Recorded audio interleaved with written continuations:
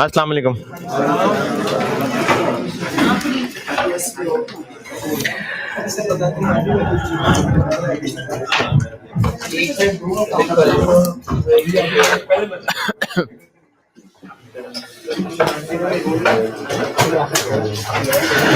Inventory management, ये आईकैप की book के एतबार से चैप्टर 2 है।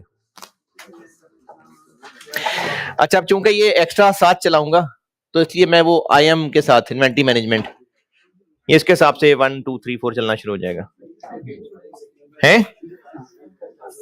अच्छा, अब आप जो रेगुलर सीवीपी के लेक्चर्स चल रहे हैं उनके साथ ना करें ना, उसको नोट अलग ही नोट करें, तो आपके लिखने पे डिपेंड करता है।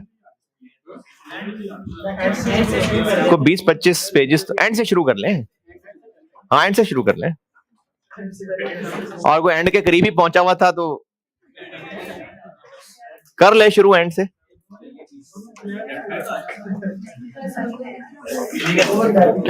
तो एंड से शुरू कर लें।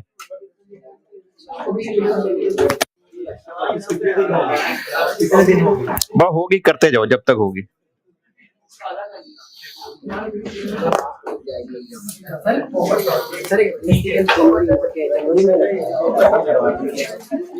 मेरी भी एक रिक्वेस्ट है, अभी आखिर में आके ना मुझसे ये ना पूछना कि सर सिलेबस कब खत्म होगा, बस चलते रहे साथ हैं। क्या करूं, शुरू में बता दूं? शुरू हो गया ना, आखिरी महीना, आखिरी महीने नहीं है। हाँ, आखिरी महीना मतलब आखिरी 30 डेज।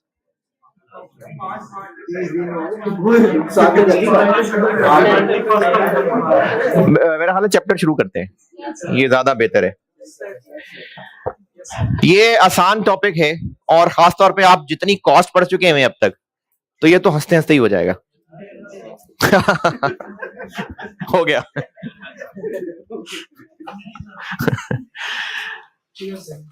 इसमें कोशिश करूंगा कि नो होमवर्क के साथ चलूं।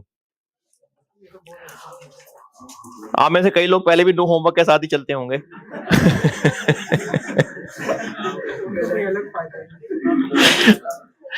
लेकिन जो लोग होमवर्क कर लेते हैं तो इसमें कोशिश यही है कि क्लास में ही करें सब।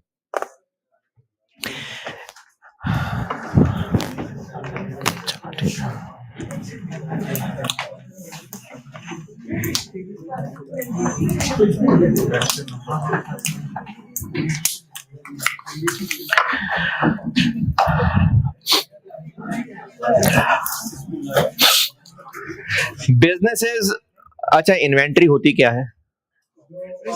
स्टॉक, और स्टॉक क्या होता है? इन्वेंट्री। Very good. होती क्या इन्वेंट्री? अगर ट्रेडिंग बिजनेस है तो गुड्स हैं, और अगर मैन्युफैक्चरिंग बिजनेस है तो रॉ मटेरियल भी है और फिनिश गुड्स भी हैं और वर्क इन प्रोसेस भी है। तो इन्वेंट्री ट्रेडिंग बिजनेस के लिए सिर्फ गुड्स हैं,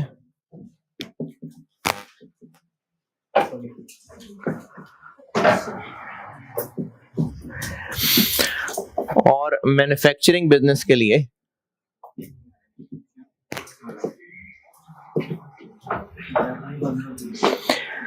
इसके लिए सिर्फ गुड्स हैं,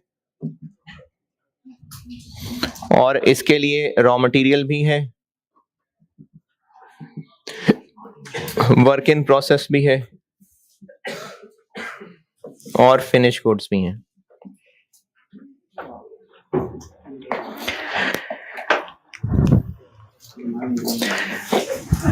ये जो वर्क इन प्रोसेस है इसमें मैनेजमेंट की कोई खास बात है नहीं, यानी इस चैप्टर के जो भी डिस्कशन होगी इस पे बात नहीं हो रही है।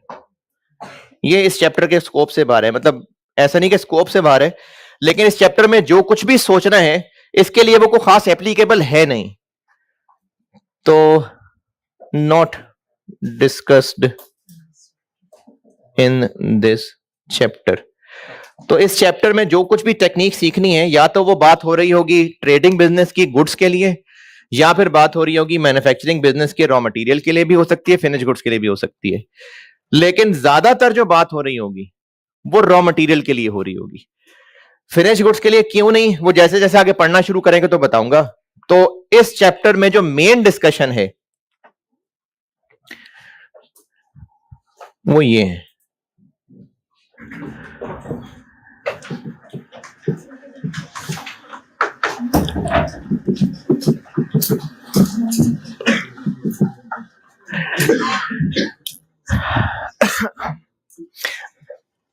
फिनिश्ड गुड मैन्युफैक्चरिंग बिजनेस की डायरेक्टली एक्सक्लूडेड नहीं है, लेकिन जिस तरह की चीजें हम इस चैप्टर में पढ़ेंगे ना, तो उससे आपको आइडिया हो जाएगा कि मेन बात इस चैप्टर के अंदर हो रही होगी ट्रेडिंग बिजनेस है तो उसकी गुड्स की, और अगर मैन्युफैक्चरिंग बिजनेस है तो रॉ मटेरियल की।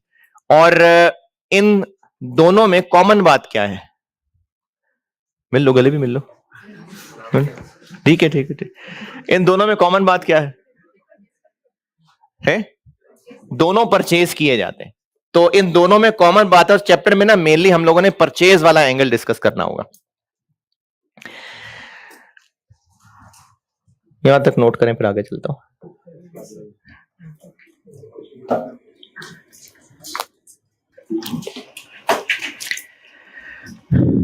अच्छा, जो लोग करते हैं फॉलो, अगर तो मैं ग्रिड के बारे में गाइड कर देता हूं। मैं ना इस वक्त तीसरे ग्रिड पे आ गया हूं। तीसरा ग्रिड है 30 से 40 मार्क्स का। इसमें 4 चैप्टर हैं। एक सीवीपी है, एक इन्वेंट्री मैनेजमेंट है, एक रेलेवेंट कॉस्टिंग और एक डिसीजन मेकिंग टेक्निक्स है। ये 4 टॉपिक्स हैं इस ग्रिड में। तो अब ये हमने ये आखिरी वाली ग्रिड शुरू कर दी है। दूसरी ग्रिड और पहली ग्रिड, इनमें से 2 फालतू फालतू चैप्टर रह गए जो मैंने आखिरी क्लास में कहीं या आखिर में कुछ संडे ऑन करके फड़काने कराने कराने कराने कराने हैं। हाँ, गिन के तो है जी। हाँ, वो डबल एंट्रीज के हैं, डबल एंट्रीज के हैं। तो आखिरी ग्रिड है मेन जो रहता है और वो शुरू किया है। ये पूरा ग्रिड डिसीजन मेकिंग भी कहलाता है। तो एक क्लास में सीवीपी शुरू कर दिया है और एक ही इन्वेंट्री मैनेजमेंट शुरू कर रहा हूं। तो ये 30 से 40 मार्क का ग्रिड है जो अब मैंने शुरू किया। इन्वेंट्री बिजनेस अपने पास होल्ड करके रखता है। और मिसाल लेता हूं, अगर एक तंदूर है और उन्होंने आटा खरीदना होगा, खरीद के लाना होगा, तो जब कोई कस्टमर आए जी 10 खमीरी दे दें, बैठो बैठो, जाके आटा खरीदने जाए, पहले खरीद के लेके आए, फिर वो गूंदे, फिर पेड़े बनाए, तो वो जो लंच के लिए रोटियां लेने आया था तो वो डिनर के लिए रोटियां लेके चला जाएगा। तो ऐसे कर लें? नहीं। अच्छा, इसी तरह सब्जी वाला है और उसने सब्जी बेचनी है, तो उसके पास सब्जी कहां से आएगी? वो सब्जी मंडी से खरीद के लाएगा। तो वो सब्जी मंडी से, क्योंकि दूर बहुत है सब्जी मंडी, तो ऐसा करे कि जा तो रहा ही है, तो 1 साल की सब्जी खरीद के ले आए और फिर आस्ता आस्ता बेचता रहे, क्योंकि मुश्किल है बार बार जाना, सुबह ठंड बड़ी होती है? तो अकलमंदी है ये? नहीं, अकलमंदी नहीं है। क्यों? खराब हो जाएगी। ठीक है, चले और मिसाल लेते हैं। सिगरेट, पान, सिगरेट, पूरे पूरे उनके सुपर स्टोर्स होते हैं, खोखे बनाए होते हैं ना। तो अब एक गली में खोखा है, सिगरेट बेचता है, तो अब वो चाह रहा है कि सिगरेट बार बार खरीदने पड़ते हैं, तो वो ऐसा करे कि एक ना पूरा प्लाजा खरीदे, 10 फ्लोर्स हैं उसमें, और सिगरेट खरीद के एक ही बार, तो उस प्लाजा किराए पे ले ले, प्लाजा कोई नहीं, तो उसमें ना पूरे 10 फ्लोर में वो सिगरेट स्टोर कर ले, तो जाके ताकि मसला ना हो बार बार खरीदने का। तो इसमें क्या खराब हो जाएगा? टेस्ट खराब हो जाएगा है? प्राइस चेंज होती रहेगी तो यानी और कोई मसला नहीं, प्राइस चेंज का मसला है। स्टोरेज कॉस्ट बहुत ज्यादा पड़ जाएगी, स्टोरेज कॉस्ट बहुत ज्यादा पड़ जाएगी। चलें और मिसाल, अगर एक बिजनेस मैन्युफैक्चरिंग है, रॉ मटेरियल खरीदता है, तो रॉ मटेरियल की क्वांटिटी थोड़ी थोड़ी सी खरीद ले, और जब कभी प्रोडक्शन में चाहिए हुआ करेगी तो उसी वक्त भेज दिया करेगा टीम को, जाए खरीद के ले आए मटेरियल है, या सफिशिएंट स्टोर करके रखे, सफिशिएंट स्टोर करके रखे, क्यों? जब खत्म हो जाए तो खरीद ले, हैं? बार बार जाना पड़ेगा, कोई मसला नहीं, चले जाएंगे जी। और है, डिमांड अनसर्टेन होती है तो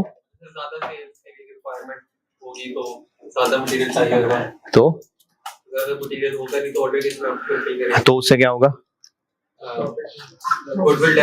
हाँ, तो मटेरियल या गुड दोनों की बात कर रहा हूं। किसी मिसाल में मैं मैन्युफैक्चरिंग बिजनेस के रॉ मटेरियल की बात कर रहा हूँ, किसी में मैं ट्रेडिंग बिजनेस की गुड्स की बात कर रहा हूँ। तो ये जो अभी 4-5 मिसालें दी हैं, इन मिसालों से मैं आपको ये चीज भी बता रहा था कि एक ही वक्त में बहुत सारे क्यों ना यूनिट स्टोर कर ले लाके। क्या क्या मसला है इसमें? स्टोरेज कॉस्ट बहुत बढ़ जाएगी, और सब्जियां क्यों ना खरीद लें साल की, खराब हो जाएंगी, और ना ही रखें स्टॉक, क्या जाता है, जब कस्टमर आएगा तो ले लेंगे जाके चीजें, उससे कस्टमर लूज होना शुरू हो जाएंगे। यानी आप किसी गारमेंट्स के स्टोर पे जा रहे हैं और वहां जाकर आपको जो रैक्स हैं वो सारे खाली नजर आ रहे हैं, तो लेनी आपने एक ही शर्ट थी, लेकिन सारे स्टोर खाली नजर आ रहा है, तो कोई अच्छा इंप्रेशन तो नहीं है इससे। तो बिजनेस को यह फैसला करना पड़ता है कि स्टोर में मटेरियल या ट्रेडिंग बिजनेस है तो गुड्स कम रखें, ज्यादा रखें, और खरीदें तो कब खरीदें, कितने कितने खरीदें, ये सारा का सारा डिसीजन मेकिंग ही है ना, इसमें डिसीजंस हो रहे हैं ना। तो डिसीजंस लेना, कब कितना खरीदना है, कैसे खरीदना है, कितने अरसे बाद खरीदना है, ये सारा इन्वेंट्री मैनेजमेंट है। तो इन्वेंट्री मैनेजमेंट है बेसिकली डिसीजन मेकिंग।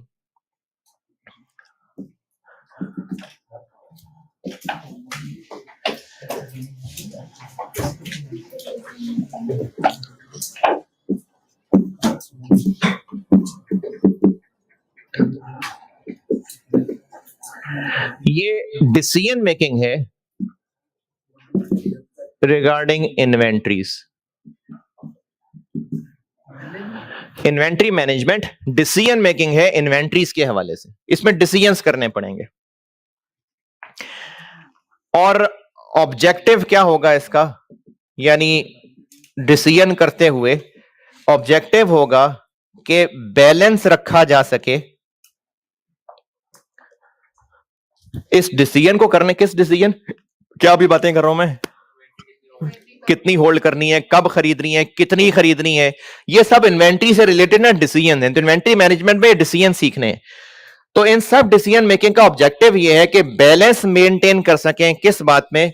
दो एंड्स क्या है, देखें, बैलेंस रखना होता है तो दो एंड्स है ना, उनके दरमियान बैलेंस रखना है। एक एंड ये है टू मिनिमाइज इन्वेंट्री। क्यों मिनिमाइज इन्वेंट्री? हम इन्वेंट्री को कम से कम क्यों रखना चाह रहे हैं? ताकि स्टोरेज कॉस्ट कम पड़े। मिनिमाइज करनी है इन्वेंट्री टू मिनिमाइज कॉस्ट्स, एक ये एंड है। ऐसा करने में दूसरा एंड भी नहीं छोड़ना। दूसरा एंड क्या है? To maintain sufficient inventory.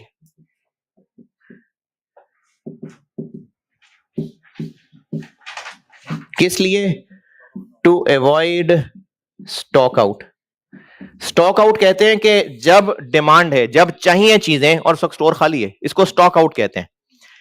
अब वो इस पॉइंट ऑफ व्यू से भी हो सकता है कि प्रोडक्शन में आवाज लगी थी मटेरियल लेके आओ, भाई मटेरियल है ही नहीं स्टोर में, तो ये स्टॉक आउट है। या गुड्स की बात कर लें तो कस्टमर्स गुड्स खरीदने पहुंचे हैं, गुड्स ही नहीं है स्टोर के अंदर, तो ये स्टॉक आउट है। तो इन्वेंट्री मैनेजमेंट डिसीजन मेकिंग है जिसका मकसद यह है कि इन्वेंट्री कम से कम हो ताकि खर्चा कम हो, लेकिन इतनी कम भी ना हो कि कस्टमर नाराज हो जाए। तो इसमें बैलेंस रखना इन्वेंट्री मैनेजमेंट है। हेलो, नीचे है कोई दो अटेंडेंट? देखो बेटा, रूम से बाहर शायद कोई हो। अच्छा ऊपर ही आ जाओ आप लोग, नीचे रूम में जितने लोग बैठे हैं ऊपर आ जाएं।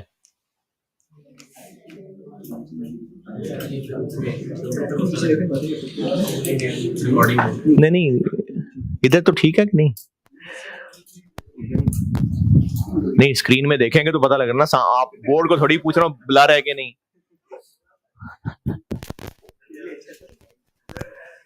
सर कैमरा फोकस करना, फोकस करते हैं।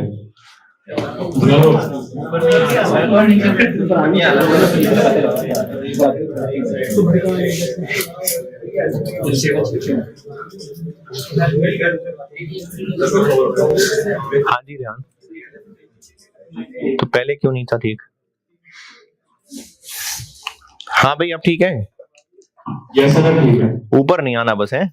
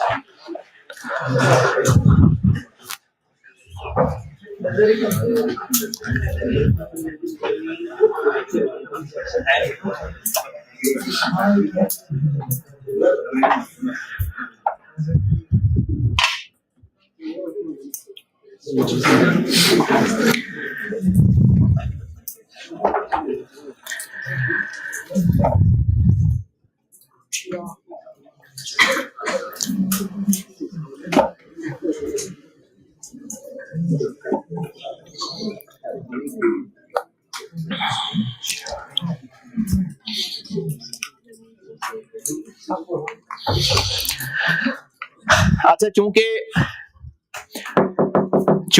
डिसीजन मेकिंग इन्वॉल्व है, तो जब भी कोई डिसीजन करना होता है ना, तो उसके लिए कोई ना कोई फैक्टर्स होते हैं। जैसे आप लोगों ने अगर ये डिसाइड करना है कि कौन कौन से पेपर पढ़ने हैं, अब तो खैर सेशन खत्म हो रहा है, वैसे बात कर रहा हूं, कौन कौन से पेपर पढ़ने हैं, तो ये एक डिसीजन है। तो इस डिसीजन के लिए कौन कौन से फैक्टर्स कंसिडर कर रहे होंगे कि जो एंड पे एग्जाम का टाइम टेबल है, डेट शीट, उसमें छुट्टियां दरमियान में कितनी हैं, ठीक है, और थ्योरेटिकल न्यूमेरिकल का कॉम्बिनेशन चेक कर रहे होंगे, और खर्चा कितना कर सकते हैं, फीस कितनी है, और है टाइमिंग, टीचर की टाइमिंग है, अपनी टाइमिंग है, अपनी रिहाइश कहाँ है, आना जाना कैसे होगा, अपनी अपनी कैपेबिलिटी क्या है, टोटल पेपर रहते कितने हैं। तो ये सारे फैक्टर्स कंसिडर हो रहे होंगे। अच्छा, ये जो फैक्टर्स कंसिडर हो रहे होंगे, इन फैक्टर्स में ये फैक्टर कंसिडर हो रहा होगा कि आपके मैट्रिक में मार्क्स कितने थे? नहीं। 92 का वर्ल्ड कप पाकिस्तान ने कैसे जीता था? है? नहीं। अच्छा, ये फैक्टर कंसिडर हो रहा होगा कि आपने जो, खैर जबरदस्ती करेंगे तो शायद कर ही लें, लेकिन ये फैक्टर कंसिडर कर रहे होंगे कि वो जो पहले पीआरसी पास किया था वो कितनी अटेम्प्ट्स में पास किया था? है? जबरदस्ती तो शायद कोई लिंक निकाल ही लें, लेकिन नॉर्मली पीआरसी कितनी अटेम्प्ट में पास किया था? क्यों नहीं? क्योंकि डिफरेंट स्टेज है। अच्छा नहीं, और वो पास्ट है, हो गया हुआ है, पास्ट हो चुका हुआ है। तो डिसीजन मेकिंग करते हुए किसी भी तरह के डिसीजन मेकिंग करते हुए कुछ ना कुछ फैक्टर्स कंसिडर किए जाते हैं, और पास्ट नहीं रेलेवेंट होता, फ्यूचर के ही फैक्टर्स होते हैं। तो इन्वेंटरी मैनेजमेंट के अंदर है तो डिसीजन मेकिंग। अच्छा, अब जो डिसीजन मेकिंग है वो कोई ना कोई फैक्टर को सामने रख के डिसीजन मेकिंग की जाएगी। ट्रेडिंग बिजनेस ने गुड्स खरीदनी है, और मैन्युफैक्चरिंग बिजनेस ने रॉ मटेरियल खरीदना है। और अभी हम टाइप ऑफ मिसालें क्या ले रहे थे, कब खरीदें, कितनी खरीदें, कितना अरसा पहले खरीदें, ये मिसालें मैं दे रहा था। इन मिसालों में कहीं पर यह बात आई कि सेल प्राइस कितनी है हमारी? नहीं आई ना। अभी जो बातें हो भी रही थी वो हो रही थी कि नहीं, खर्चा बहुत पड़ेगा, चीजें खराब हो जाएंगी। तो इन्वेंट्री मैनेजमेंट एक बात डिसीजन मेकिंग है, दूसरी बात डिसीजन मेकिंग में कौन से फैक्टर्स कंसीडर करने हैं। अच्छा, हम लोग सब्जेक्ट कौन सा पढ़ रहे हैं? बस यही वर्ड सुनना था, कॉस्ट एंड मैनेजमेंट अकाउंटिंग। तो इन्वेंट्री से रिलेटेड डिसीजन मेकिंग है, और जो भी फैसला करना होगा वो होगा बेस्ड ऑन इन्वेंट्री से रिलेटेड कॉस्ट्स। ये इसी के बाद अगली बात लिख रहा हूं, आगे चल रहा हूं।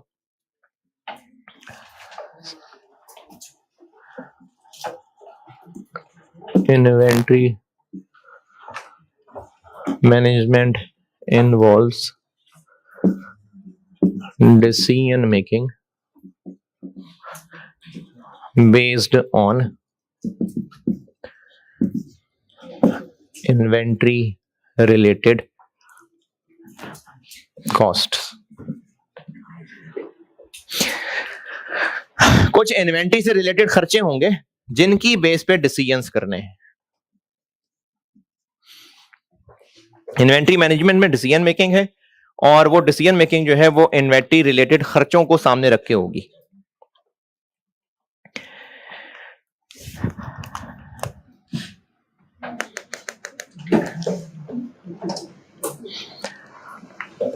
इन्वेंट्री रिलेटेड कॉस्ट्स क्या हैं, इन पे करता हूं बात। इन्वेंट्री रिलेटेड कॉस्ट्स की बात करते हैं। ट्रेडिंग बिजनेस की गुड्स और मैन्युफैक्चरिंग बिजनेस का रॉ मटेरियल, कॉमन बात क्या है? परचेज करना है।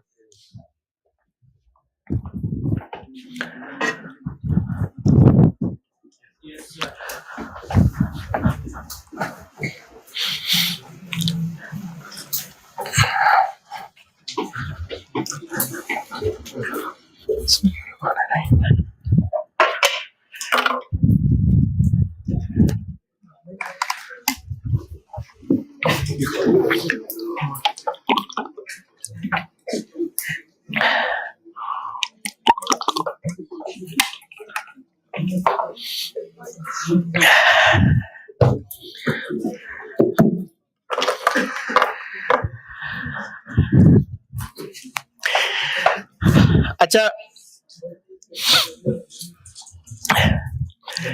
इन्वेंट्री रिलेटेड कॉस्ट्स को ना 4 कैटेगरीज में बांट रहा हूं, और वो सारी कैटेगरीज बताता हूं क्या हैं और उनकी एग्जांपल्स लिखता हूं उनके अंदर। वो 4 कैटेगरीज बताने से पहले एक फ्लो देखते हैं चीजें खरीदने का। यहां बताता हूं, इधर ये इसके आगे चल रहा हूं मैं, ठीक है। स्टोर और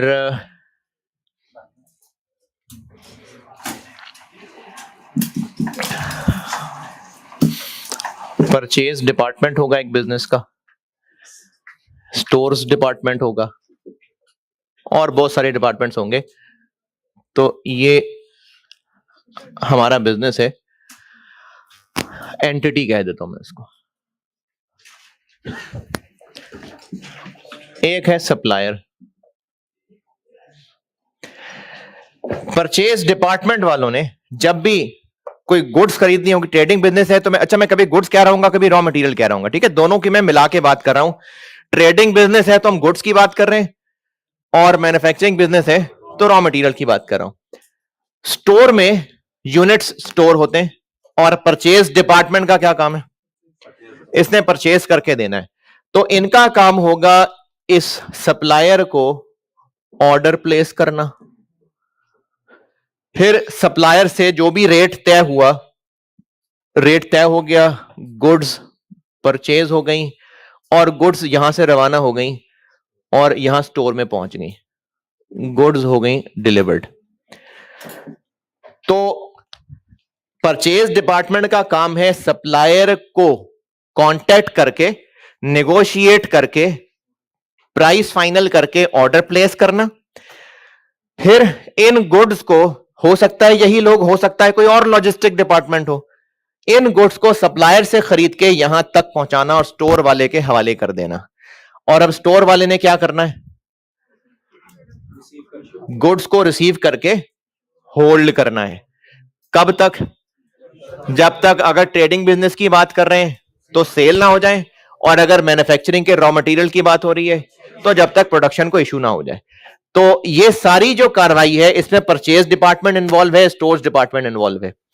सप्लायर से नेगोशिएट करना, ऑर्डर प्लेस करना, चीजें खरीदना, चीजें खरीद के स्टोर तक लाना, ये सारी कार्रवाई है। इसको मैं दोबारा जिक्र करता हूं। अभी बात ये हो रही है कि इन्वेंट्री मैनेजमेंट, डिसीजन मेकिंग है इन्वेंट्री के हवाले से, और वो जो डिसीजंस लिए जाएंगे वो कॉस्ट्स की बेस पे लिए जाएंगे। जैसे आप लोगों ने अगर पेपर कौन सा रखना है कौन सा नहीं रखना, अभी जो आप मुझे फैक्टर्स बता रहे थे उनमें टाइम भी एक फैक्टर था, हॉस्टल से फासला भी एक फैक्टर था, उसमें टीचर की अवेलेबिलिटी एक फैक्टर था। लेकिन अगर फैसला करना हो सिर्फ पैसे की बेस पे, तो क्या क्या फैक्टर्स देख रहे होंगे? हैं? फीस कितनी होगी, आने जाने का किराया कितना होगा, पेपर आई कैप में अपीयर होने हैं तो 3 पेपर देंगे तो कितने पैसे हैं, 4 देंगे तो कितने पैसे हैं। अब अगर सिर्फ फैसला पैसे की बेस पे हो रहा होगा तो फैक्टर्स कुछ और होंगे। तो बिजनेस ने इन्वेंट्री मैनेजमेंट में इन्वेंट्री से रिलेटेड डिसीजन मेकिंग करनी है, ये इस चैप्टर में सीख रहे हैं हम। और वो डिसीजन मेकिंग सारी होगी खर्चों को बेस बना के। कौन से खर्चे? इन्वेंट्री से रिलेटेड जितने भी खर्चे हैं उनको मैं 4 कैटेगरीज में बांट रहा हूं। ये हेडिंग दी मैंने, इसी हेडिंग के नीचे वो बनाया था। अब मैं 4, इसी से आगे चल रहा हूं, 4 टाइप्स बता रहा हूं मैं, 4 कैटेगरीज बता रहा हूं इन्वेंट्री से रिलेटेड सारे खर्चे। मैं आपको वैसे बता रहा हूं, उससे आगे चल रहे हैं, मुझे तो जहां जगह मिलेगी मैं लिखूंगा। इसके बाद मैंने ये हेडिंग दी, इस हेडिंग के बाद ये एक पिक्चर बनाई, और अब उससे आगे मैं टाइप्स लिख रहा हूं इन्वेंट्री रिलेटेड कॉस्ट की। पहली टाइप है परचेज कॉस्ट।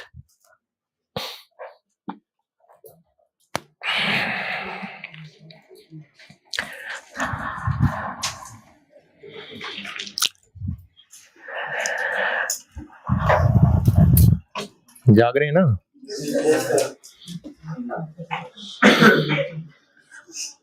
पहले FR1 पढ़ा है, हैं? चाय चूहे?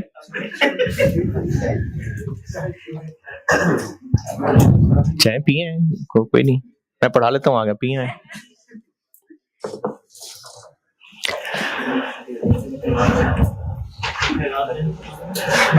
परचेज कॉस्ट, इन्वेंट्री रिलेटेड खर्चों में से 4 कैटेगरीज हैं। एक कैटेगरी है परचेज कॉस्ट।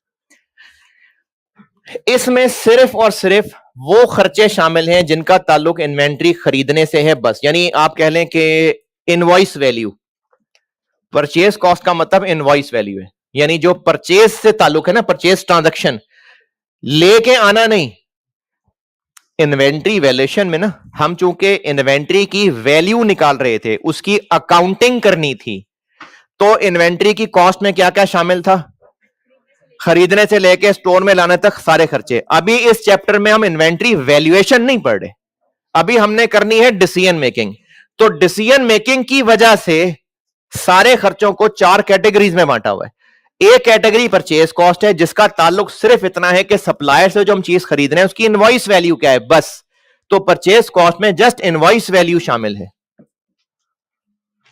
और इनवॉइस वैल्यू के अंदर सवालों के एतबार से बता देता हूं,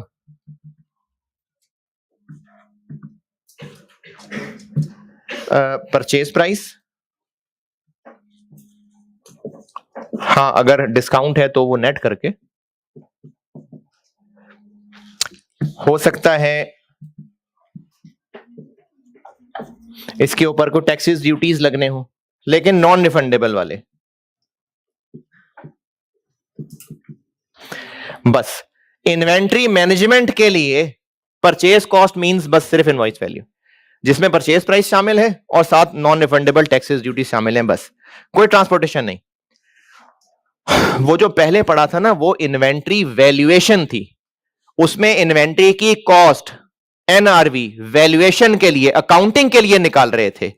उसमें कॉस्ट बस कॉस्ट थी, तो उसमें सारे खर्चे शामिल थे खरीदने से लेके स्टोर में लाने तक। अब कॉस्ट सिर्फ कॉस्ट नहीं है, डिसीजन मेकिंग की वजह से उसको मुख्तलिफ कैटेगरीज में बांटा हुआ है। तो इसलिए एक कैटेगरी है परचेज कॉस्ट, जिसमें सिर्फ इनवॉइस वैल्यू है, बस। एक कैटेगरी है order cost. Order cost, ordering cost भी कह सकते हैं उसको, ऑर्डर कॉस्ट मुनासिब है। Order cost.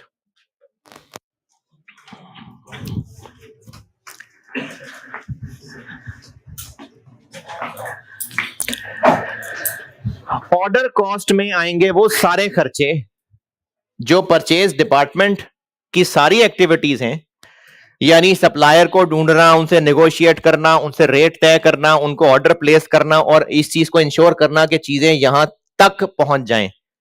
ये सारा खर्चा ऑर्डर कॉस्ट में आएगा।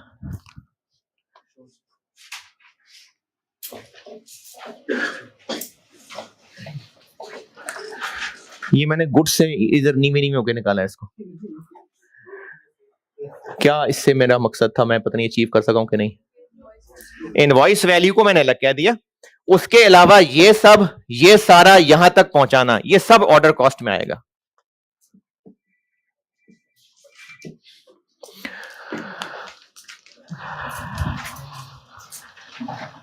परचेज डिपार्टमेंट की सारी कार्रवाई, परचेज डिपार्टमेंट का काम क्या है? खरीदना ही है ना, तो इनका सारा काम ही इसी इंटेंशन से रिलेटेड है। तो इनका सारा खर्चा फिर चीजें यहां तक पहुंचाना, स्टोर तक पहुंचाना, स्टोर के अंदर नहीं, उसके लिए और क्लास स्टार्ट हो जाएगी। तो ये सारा का सारा जो इधर खर्चा है वो सब ऑर्डर कॉस्ट की कैटेगरी में आएगा। तो इसको क्या एक्सप्लेन करूं, मिसालें तो चलें दे देता हूं। क्या कहें इसका, ये लाल दीवार बना दी काफी है, काफी है। चलें फिर एग्जांपल्स ही लिख देता हूं सिर्फ।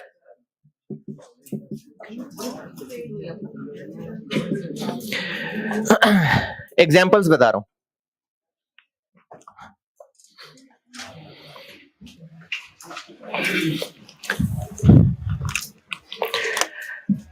ट्रांसपोर्टेशन कॉस्ट,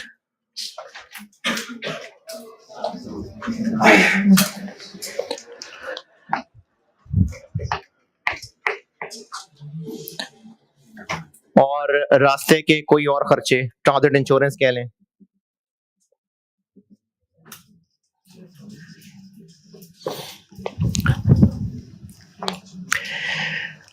ये तो खैर मैंने यहां से शुरू कर दिया।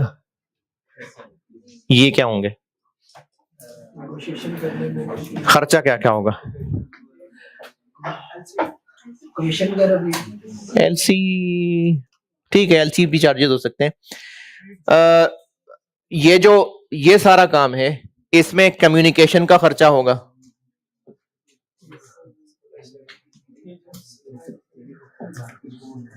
फिर इसके अलावा ये जो ऑर्डर प्लेस करना है, इसके लिए कोरियर चार्जेस हो सकते हैं। और एक और नाम सवाल में हो सकता है, उसको मैं इसलिए मिसाल में लिख रहा हूं, ऑर्डर प्लेसमेंट कॉस्ट। यानी ऑर्डर प्लेस करने का कोई भी खर्चा हो सकता है कोई खत लिखना हो, कोई प्रिंट निकाल के कोरियर भेजना हो सकता है टेलीफोन करना पड़ता हो बाहर के मुल्क में, तो उसका खर्चा हो सकता है ऑर्डर प्लेसमेंट कॉस्ट। क्या कम्युनिकेशन कॉस्ट, टेलीफोन से राब्ता है इन पे। ट्रांसपोर्टेशन कॉस्ट कौन सी वाली है? हाँ जी, और कौन सी, और कहाँ होनी चाहिए?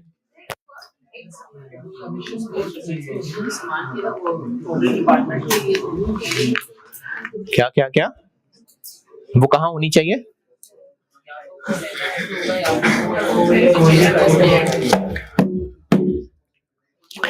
अच्छा, ये बात दोबारा सुन ले, मुझे लगता है मैं समझा नहीं सका। जब हम लोग इन्वेंट्री वैल्यूएशन पढ़ रहे थे तो उसका मकसद था इन्वेंट्री की कॉस्ट कैलकुलेट करना, अकाउंटिंग करनी थी, और कॉस्ट का मतलब बस कॉस्ट था। तो उसमें खरीदने से लेके पहुंचाने तक के सारे खर्चे शामिल थे, इसलिए वहां पर ये खर्चे हम लोग परचेज कॉस्ट में शामिल करते थे। लेकिन अब इस चैप्टर इन्वेंट्री मैनेजमेंट में जो कुछ पढ़ रहे हैं, इसका मकसद है डिसीजन मेकिंग। डिसीजन करने के लिए इन्वेंट्री से रिलेटेड सारे खर्चों को मुख्तलिफ कैटेगरीज में बांटा गया है, इसलिए परचेज कॉस्ट को एक अलग कैटेगरी बना दिया और बाकी खर्चों को अलग कैटेगरी बना दिया। ऑर्डर कॉस्ट इस सारी मेहनत के अंदर आने वाला खर्चा है। किस सारी मेहनत में? परचेज डिपार्टमेंट भी इसी मेहनत का हिस्सा है। क्या मेहनत क्या है? सप्लायर से कांटेक्ट करना, रेट नेगोशिएट करना, फाइनल करके ऑर्डर प्लेस करना, चीजें ला के स्टोर तक पहुंचाना। ये सारा काम, इस सारी मेहनत के अंदर जितने खर्चे हो रहे हैं वो सब ऑर्डर कॉस्ट है। ओके, और इसकी मिसाल हो सकती है, क्योंकि हो सकता है कि परचेज डिपार्टमेंट ने किसी ब्रोकर को इन्वॉल्व किया हो, किसी एजेंट को इन्वॉल्व किया हो, तो उस एजेंट की कमीशन हो सकती है।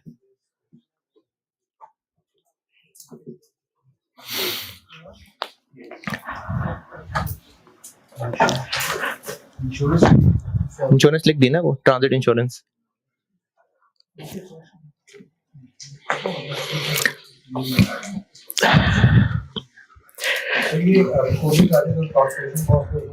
देखिए मैंने ना ये जो मुख्तलिफ नाम लिखे हैं, नहीं, कोरियर चार्जेस ये है कि जो ऑर्डर प्लेस करना है वो प्रिंट आउट निकलेगा परचेज ऑर्डर, और वो कोरियर होगा सप्लायर को।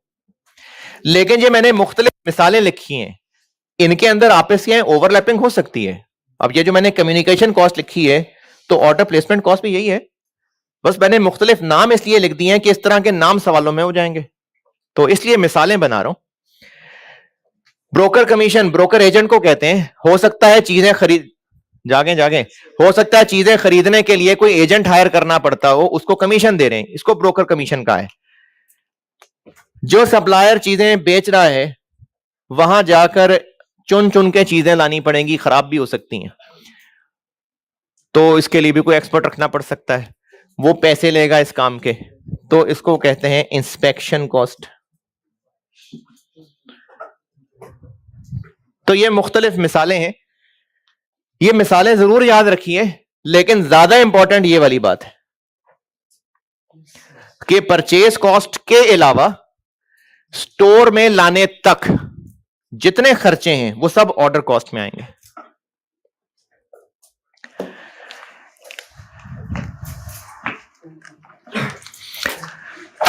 स्टोर में चीजें पहुंच गई, अब स्टोर में चीजें कब तक रहेंगी? जब तक स्टोर से निकल नहीं जाती।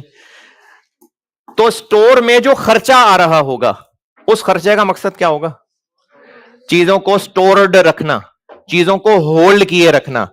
तो इस स्टोर में जितने खर्चे आते हैं, इसके लिए नाम इस्तेमाल होता है होल्डिंग कॉस्ट। तो तीसरी कैटेगरी है होल्डिंग कॉस्ट।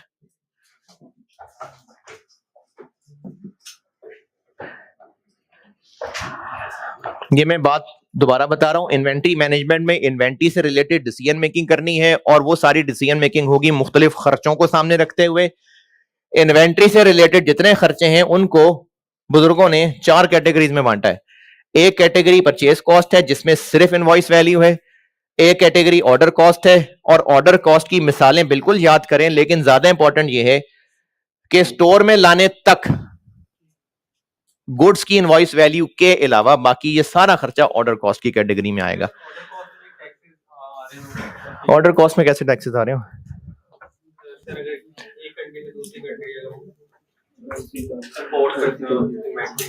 तो फिर वो चीजें लेके आने में है ना, वो सब ऑर्डर कॉस्ट है।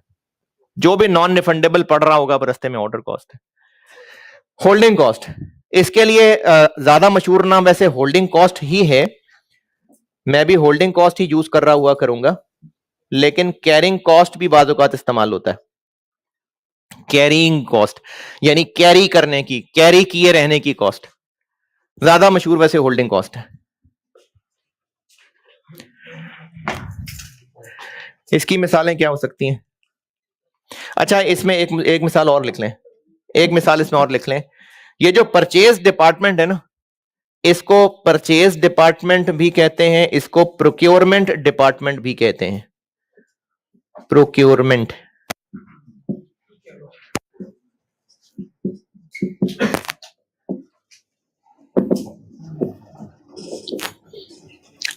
प्रोक्योरमेंट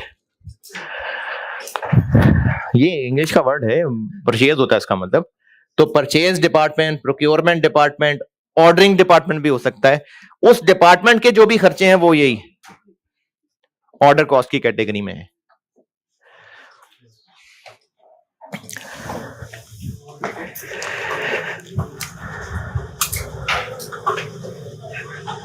होल्डिंग कॉस्ट बता रहा हूं।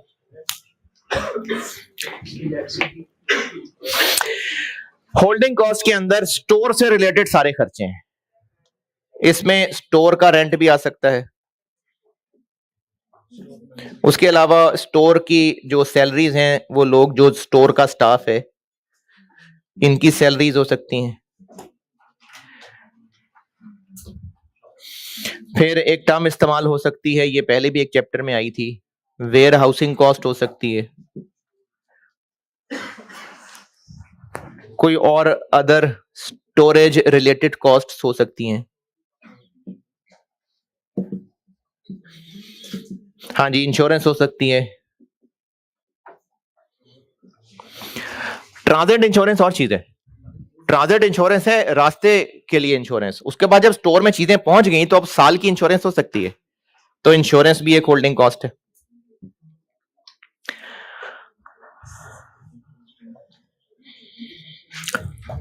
Store staff salaries, store rent लिखा है, स्टोर के स्टाफ की सैलरीज लिखी हैं, वेयर हाउसिंग कॉस्ट लिखी है, अदर स्टोरेज रिलेटेड कॉस्ट हो सकती है, इंश्योरेंस हो सकती है। और इसमें एक बहुत इंपॉर्टेंट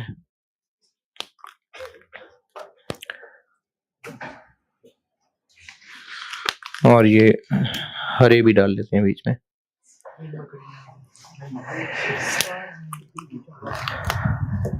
इंटरेस्ट कॉस्ट, ये बहुत इंपॉर्टेंट होल्डिंग कॉस्ट है।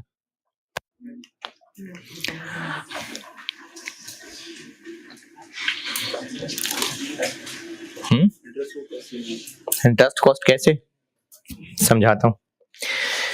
इतने सारे स्टार लगाए तो समझाना ही होगा कुछ।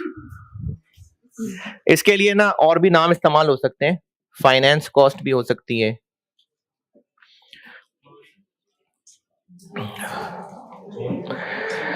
और इसके अलावा इसको अपॉर्चुनिटी कॉस्ट ऑफ फंड्स भी कह सकते हैं।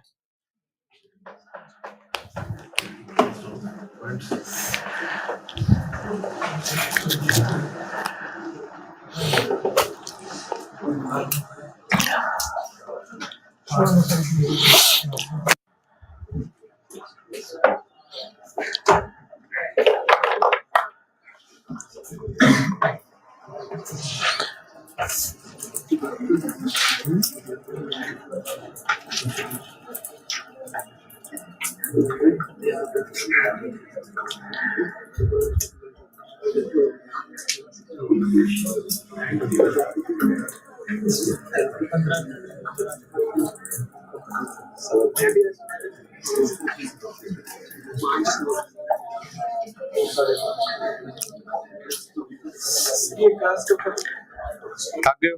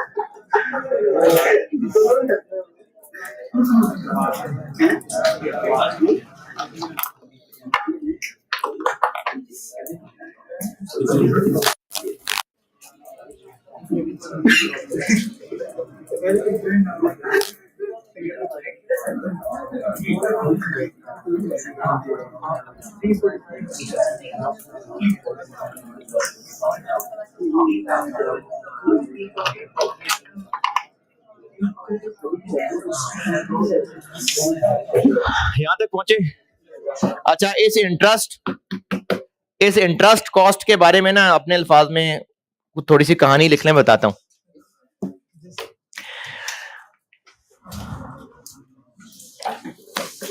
इनको हम होल्डिंग कॉस्ट क्यों कह रहे हैं?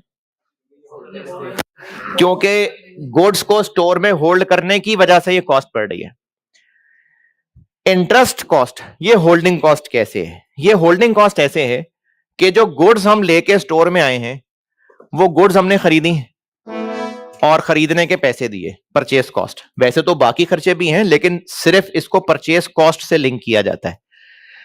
और पैसे वैसे हमारे पास होते कोई नहीं है, तो हमने यकीनन रनिंग फाइनेंस इस्तेमाल किया होगा। और उस रनिंग फाइनेंस को इस्तेमाल करते हुए सोचा होगा कि वापस कर देंगे पैसे जब गुड्स बिकेंगी और सेल से पैसा आएगा। तो जब तक गुड्स स्टोर में पड़ी रहेंगी तो पैसा हम रनिंग फाइनेंस का वापस नहीं कर पा रहे तो इंटरेस्ट पड़ रहा है। तो इसलिए ये होल्डिंग कॉस्ट इसलिए है क्योंकि इन्वेंट्री खरीदने के पैसे दिए थे हमने रनिंग फाइनेंस से और उस पर इंटरेस्ट पड़ता जा रहा है। अब इंटरेस्ट पड़ता रहेगा जब तक पैसे वापस नहीं करेंगे। तो जब तक इन्वेंट्री हमारे पास स्टोर में पड़ी है तब तक हम पैसा वापस नहीं कर पा रहे, इसलिए इंटरेस्ट पड़ता जा रहा है। अल्फाज याद करेंगे तो आपको कभी समझ नहीं आया मैंने क्या कहा।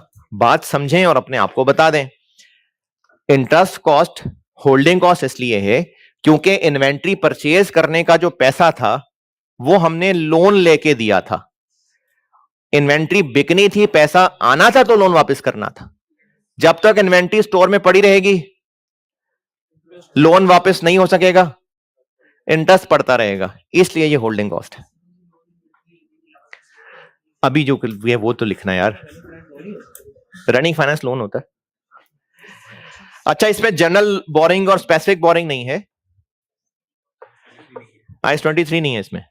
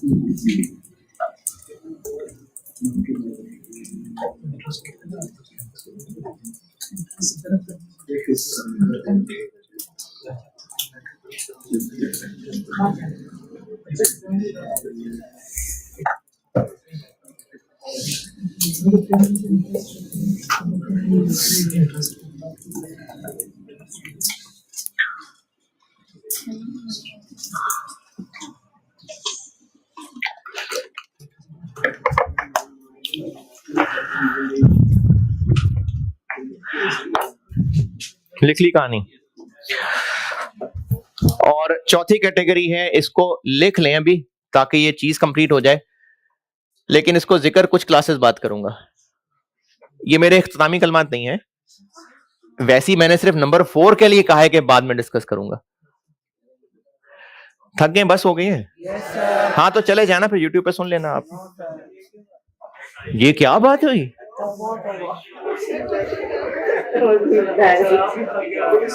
नहीं, मैं अल्लाह का शुक्र है बिल्कुल ठीक हूं, मैं नहीं थका। नहीं, मैं अल्हम्दुलिल्लाह बिल्कुल ठीक ठाक हूं। मैंने भी यहाँ से और क्लासेस लेने जाना है, फिर और काम है, फिर और काम है, फिर सुबह 7:15 बजे आपको भी पढ़ाना है? नहीं पढ़ता हूँ कहीं। स्टॉक आउट कॉस्ट,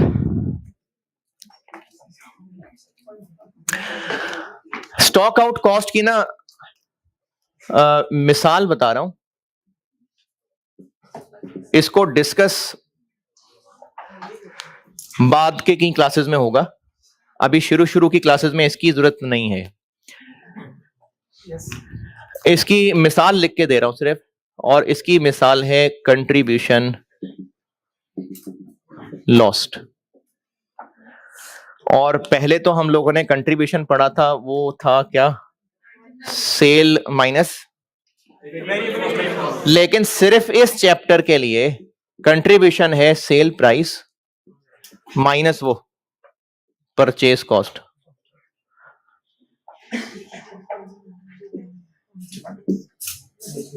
ये जो परचेज कॉस्ट बनाई ना, ये बस ये सेल प्राइस माइनस ये परचेज कॉस्ट, सिर्फ इस टॉपिक के लिए। कंट्रीब्यूशन लॉस्ट है सिर्फ इस टॉपिक के लिए, sale price minus purchase cost. और एक मिसाल और उसकी कह लें पेनल्टी। बाकी स्टॉक आउट कॉस्ट क्या है, इन दोनों एग्जांपल्स का क्या मकसद है, ये कुछ क्लासेस के बाद आएगी बात।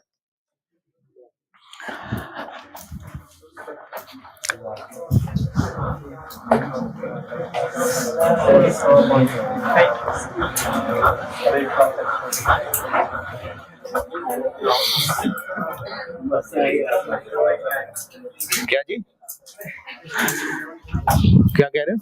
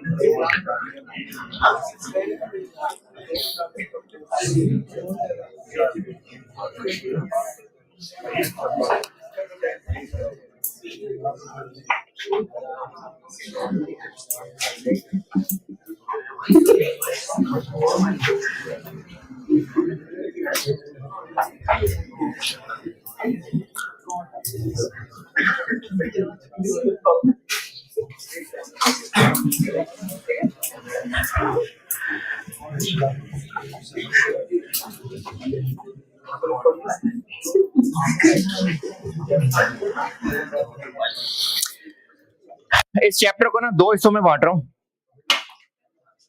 है तो इस चैप्टर में डिसीजन मेकिंग ही, लेकिन वो दो लेवल्स पे बांट रहा हूं। दो तरह की डिसीजन मेकिंग पढ़नी है। एक है ऑर्डर क्वांटिटी पर ऑर्डर और एक है इन्वेंट्री लेवल्स। कुछ डिसीजन हम पढ़ेंगे ऑर्डर क्वांटिटी पर ऑर्डर के हिसाब के रिलेटेड और कुछ पढ़ेंगे इन्वेंट्री लेवल से रिलेटेड। ऑर्डर क्वांटिटी पर ऑर्डर, ये क्या मतलब लग रहा है कि एक ऑर्डर में कितने यूनिट्स ऑर्डर करेंगे।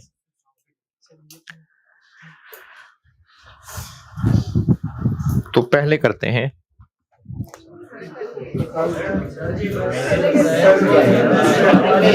यार, आपके लिए पढ़ा रहा हूं ना यार, आपके भले के लिए पढ़ा रहा हूं।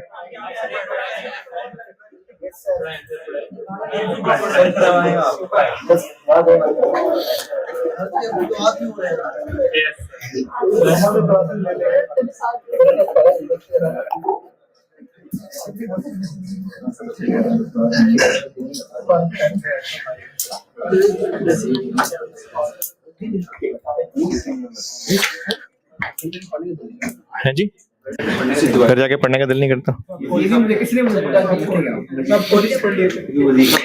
अगर आप अभी घर में कहेंगे कि आपने शादी करनी है, आपका रिश्ते भेजें, क्या कहेंगे घर वाले? हैं क्या घर वाले क्या जवाब देंगे? ठीक है बेटा, वो चलते हैं। हैं वो कहेंगे पहले पेपर पास करो। अब आपके जितने ज्यादा पेपर पास देर में होंगे, उतनी ही देर आप घर बात करेंगे, उतनी ही देर में फिर अब जहां आप करना चाहते होंगे वो कहां से कहां बात पहुंच गई होगी। तो इसलिए मौका महदूद मुद्दत तक के लिए है, तो पढ़ लें।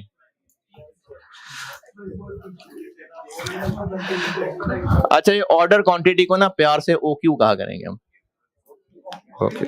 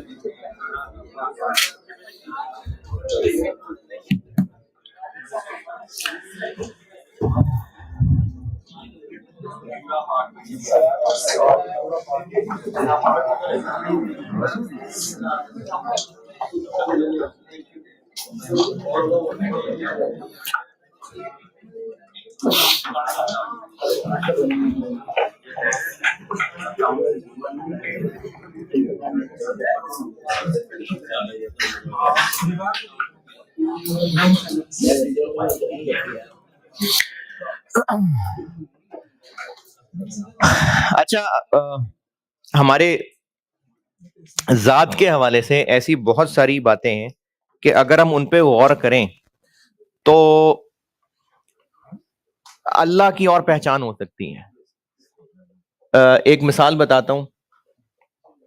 मैं किसी की मदद करता हूं और उसको मैं मदद करके, चलो कोई फीस देने में मदद कर दी या खाने में मदद कर दी, और अपने हिसाब से जो मदद की वो बहुत अच्छे लेवल की मदद थी। और जिसकी मदद की उसने आगे से मुंह ही बनाया कि इतने थोड़े, बस एक पराठा ही बस। तो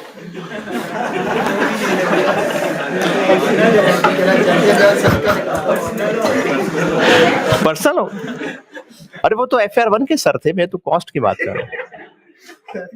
पराठे वाला मसला है कोई? तो वो अगर मुंह बनाना शुरू कर दें तो वो जो खिलाने वाला है उसको बुरा लगेगा और दिल करेगा कि आइंदा तो ना ही हो। नाशुक्री बुरी लगती है। तो अल्लाह ताला को भी नाशुक्री है बहुत ज्यादा नापसंद। अब उसमें आप सल्लम की तरफ से एक नसीहत है, वो नसीहत पहुंचा रहा हूं आप तक।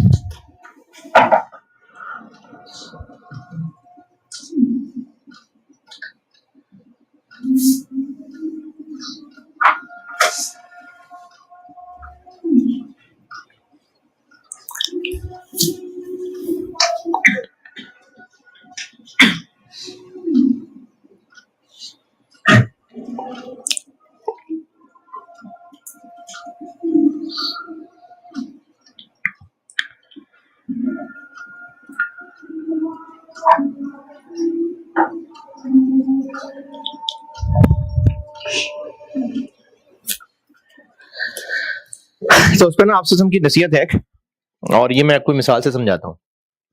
आप लोगों ने बड़ा टाइम कहीं शॉपिंग करने गए, कोई जूता खरीदना था, कोई कपड़े खरीदने थे, और बड़ा टाइम लगाने के बाद किसी एक शॉप से कुछ चीज खरीद ली। बहरहाल चलते चलते एक और शॉप पे उससे बेहतर चीज नजर आ गई, तो जज्बात ये होंगे कि गलती हो गई, और वो जो चीज खरीद ली होगी उसके ना खामियां नजर आनी शुरू हो जाएंगी। हालांकि पहले खूबियां नजर आ रही थी, तभी चीज खरीदी थी, लेकिन अब खामियां क्यों नजर आनी शुरू हो गई? उससे बेहतर चीज देख ली, और वो जो बेहतर चीज इससे बेहतरी थी वो ओवरशैडो कर गई जो इस चीज की अच्छाइयां नजर आई हुई थी। अब इसकी खामियां नजर आने लग गई। सैयदना अबू हुरैरा, ये तिरमिज़ी में है 2513, सैयदना अबू हुरैरा रज़ियल्लाहु तआला अन्हु से रिवायत है कि रसूलुल्लाह सल्लल्लाहु अलैहि वसल्लम ने फरमाया, ऐसे लोगों की तरफ देखो जो दुनिया के मालो बाप के लिहाज से तुमसे कमतर हो, और उनकी तरफ ना देखो जो मालो दौलत में तुमसे बढ़कर हो। अच्छा, ये मोटिवेशन के अगेंस्ट नहीं है बात, ये सिर्फ यही जो मैंने मिसाल दी है ना, ये तसल्ली और हौसला देने के लिए। इस तरह ज्यादा लायक है कि तुम अल्लाह की उन नेमतों की नाकदरी ना करो जो तुम पर उसकी तरफ से हुई हैं। तब हमारे पास बहुत सारी नेमतें हैं। अभी मुझे एक स्पोर्ट्स की इंजरी है, तो वो मेरा ना नी इंजर्ड है बहुत ज्यादा, तो अक्सर मसले हैं, मुझे सीढ़ियां चढ़ने उतरने में मसला होता है। मैं अगर इसको तकलीफ समझूं, और तकलीफ तो ऑब्वियसली है, लेकिन अगर मैं इस पे नाशुक्रा हो जाऊं, तो मैंने आपसे कुछ दिन पहले जिक्र किया था मेरे एक अजीज की अभी पिछले हफ्ते टांग कट गई पूरी, मतलब पूरी टांग ही कट गई। और मैं अगर अपने घुटने के ऊपर नाशुक्री करना शुरू कर दूंगा, तो वो भी हैं जिनकी टांग नहीं है। आप यहां बैठे हुए हैं, आपके घर के पता नहीं क्या हालात हैं, आपको फाइनेंशियल मसले हैं, ऐसे बहुत से लोग होंगे जो आपसे कमतर हैं, बल्कि ऐसे बहुत से लोग होंगे जिनका पूरा का पूरा कारोबार, पूरा घर, सारा सेटअप वो सैलाब में जाया हो गया होगा। तो हम बहुत लोगों से आसानी में, तो दुनिया में जो मालो असबाब के लिहाज से ना अपने से कमतर लोगों को देखो, ज्यादा वालों को नहीं, ताकि फिर नाशुक्री हम ना करें। कल मुलाकात होगी इंशाअल्लाह।